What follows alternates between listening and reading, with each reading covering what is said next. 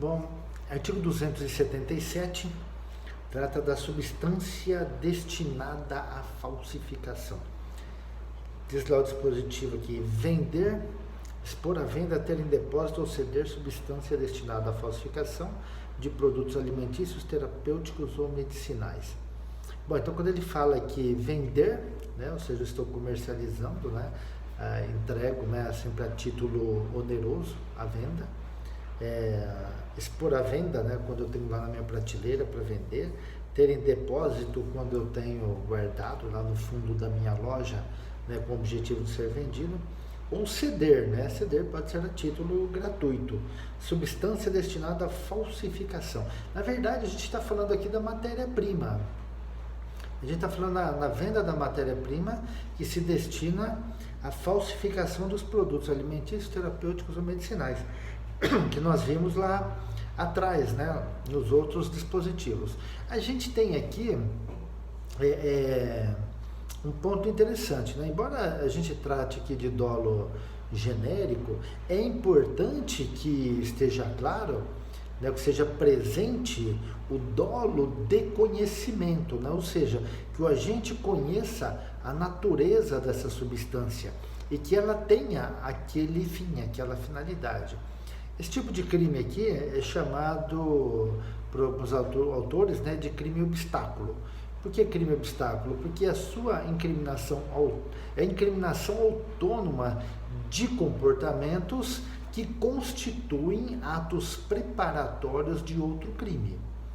Então, lá no artigo 272, 273, que eles falam da falsificação, na fabricação, na adulteração, né? Naqueles dispositivos lá, tem no artigo 277 seus atos preparatórios.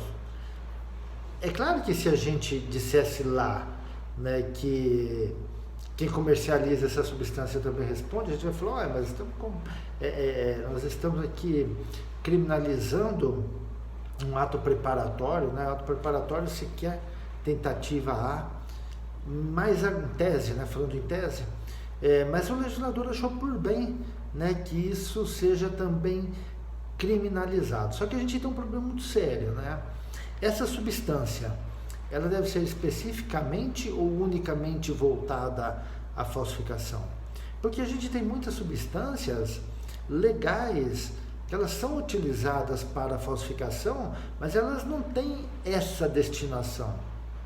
Ela tem outra destinação, ela pode ser utilizada nisso também, mas ela tem outra, né? Ela tem uma finalidade inequívoca de falsificar, né? Esse é o grande problema que a gente tem na doutrina, né? Em que alguns entendem que a necessidade da finalidade inequívoca de falsificar, senão a gente não tem o crime, né? Outros entendem que não, que o que importa é a finalidade do agente no caso concreto. Discussões à parte aí, né? Se a gente levar em consideração a teoria finalista da ação, né, a gente vai na finalidade do agente, né? Se a finalidade dele com aquela substância é a falsificação, né, ele responderia pelo crime. É uma questão, né, teoricamente fácil de resolver pela teoria finalista da ação, mas processualmente muito difícil, né, em razão da dificuldade na prova, né, para a gente pensar. O artigo 278 também é um tipo muito questionado acerca da sua constitucionalidade, né, porque ele vem lá: outras substâncias nocivas à saúde pública. Fabricar, vender, expor à venda, ter em depósito para vender ou de qualquer forma entregar a consumo coisa ou substância nociva à saúde, ainda que não destinada à alimentação ou a fim medicinal. Mesmo que ela não tenha a sua destinação específica para a alimentação ou fim medicinal, mas se você entregou a consumo aquilo, você pode ter praticado o crime, né? E não vamos esquecer que a gente pode lembrar aí, né, das garrafadas, daqueles produtos, né, um amigo vem, uma amiga vem e diz assim, ah, estou tomando isso para emagrecer, é uma delícia e dá resultado tal, e de repente é uma substância que ela pode nos trazer algum problema de saúde, né? Ó, pode nos trazer algum problema nocivo à saúde. Aí a gente estaria dentro do crime aqui, ó. Então, fabricar, vender, expor à venda, né? Não vou nem falar dos verbos, que nós já falamos nos artigos anteriores aí, ou de qualquer forma entregar a consumo, coisa ou substância nociva à saúde. É muito aberto esse tipo, né? A inconstitucionalidade que os autores trazem aqui, em razão essa abertura excessiva que o tipo penal traz e que afronta o princípio da taxatividade.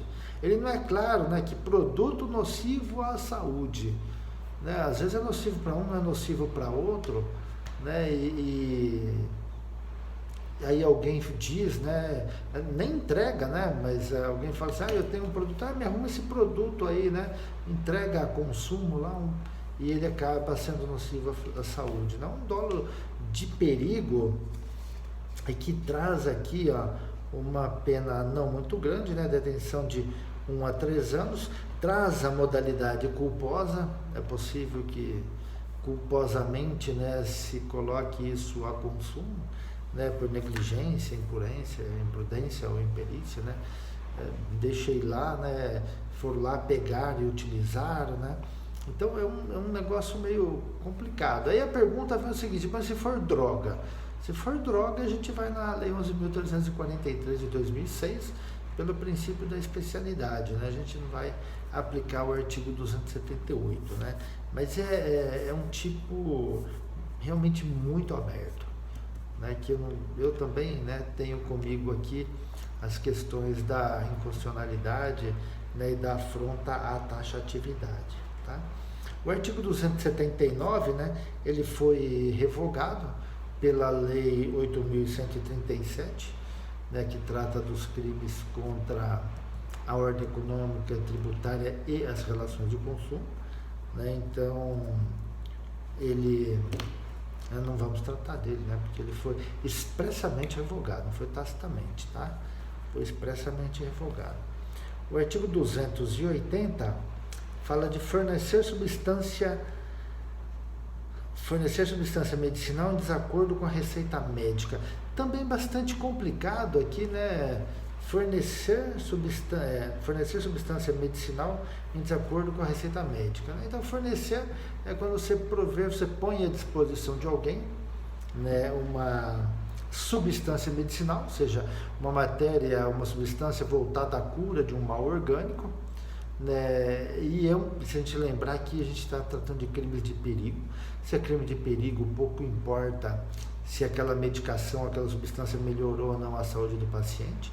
De repente, a medicação que foi entregue, né, em discordância com a receita médica foi melhor do que aquela que estaria na receita médica, mas pouco importa isso para o legislador, né? E quando fala em receita médica, a gente tem algumas discussões aqui, né? Para mim, a receita médica é a receita do médico, né? Mas há autores que discutem dizendo o seguinte, mas nós temos receita de dentista, nós temos receitas agronômicas, nós temos receitas veterinárias. Então aí surgem várias discussões aí, né? E por essa forma aí, alguns autores dizem que não é só do médico, pode ser também do dentista. Com relação ao sujeito ativo, também é uma certa discussão, né? Algumas pessoas focando o sujeito ativo como um crime de mão própria, que somente o farmacêutico poderia, né? Mas o entendimento mais dominante é que qualquer pessoa pode cometer esse crime, não é de mão própria, mas que provavelmente o farmacêutico ou técnico de farmácia seria o sujeito ativo desse crime aqui.